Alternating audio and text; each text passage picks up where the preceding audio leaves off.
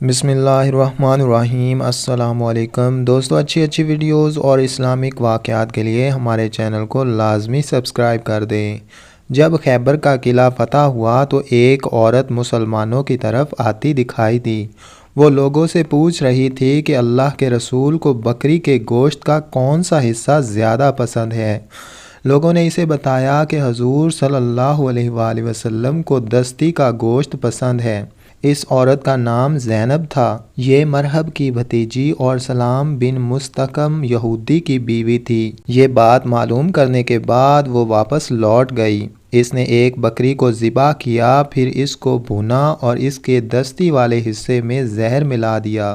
آپ صلی اللہ علیہ وآلہ وسلم مغرب کی نماز پڑھ کر واپس تشریف لائے تو اس عورت کو منتظر پایا۔ آپ نے اس سے آنے کا سبب پوچھا تو وہ بولی، اے ابو قاسم، میں آپ کے لیے ہدیہ لائی ہوں۔ حضور صلی اللہ علیہ وآلہ وسلم کے حکم پر اس کا ہدیہ لے لیا گیا اور آپ صلی اللہ علیہ وآلہ وسلم کے سامنے رکھ دیا گیا۔ اس وقت وہاں بشر بن برا بن مرور رضی اللہ تعالیٰ عنہ بھی موجود تھے۔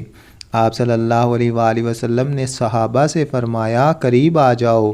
پھر آپ صلی اللہ علیہ وآلہ وسلم نے دستی سے کھانا شروع فرمایا۔ آپ صلی اللہ علیہ وآلہ وسلم ساتھ ہی حضرت بشر بن برا رضی اللہ تعالیٰ عنہ نے بھی دستی سے گوشت کا لقمہ منہ میں ڈال لیا اور اسے نگل گئے۔ جب حضور صلی اللہ علیہ وآلہ وسلم نے ابھی لقمہ صرف منہ میں ڈالا تھا، دوسرے لوگوں نے دوسری جگہوں سے لقمہ لیا۔ جوں ہی حضور صلی اللہ علیہ وآلہ وسلم نے لقمہ منہ میں ڈالا، فوراً اگل دیا اور فرمایا، ہاتھ روک لو، یہ گوشت مجھے بتا رہا ہے کہ اس میں زہر ہے۔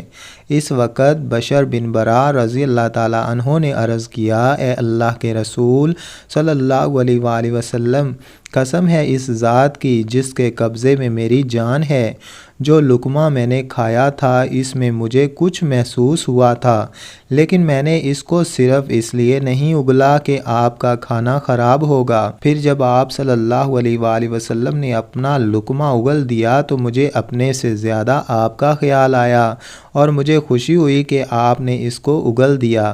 اس کے بعد ان کا رنگ نیلا ہو گیا۔ وہ 1 سال تک اس زہر کے زیر اثر رہے اور اس کے بعد فوت ہو گئے۔ حضور اقدس صلی اللہ علیہ وآلہ وسلم نے اس یہودی عورت کو بلوایا اور اس سے پوچھا، کیا تو نے بکری کے گوشت میں زہر ملا دیا تھا؟ اس نے کہا، آپ کو یہ بات کس نے بتائی؟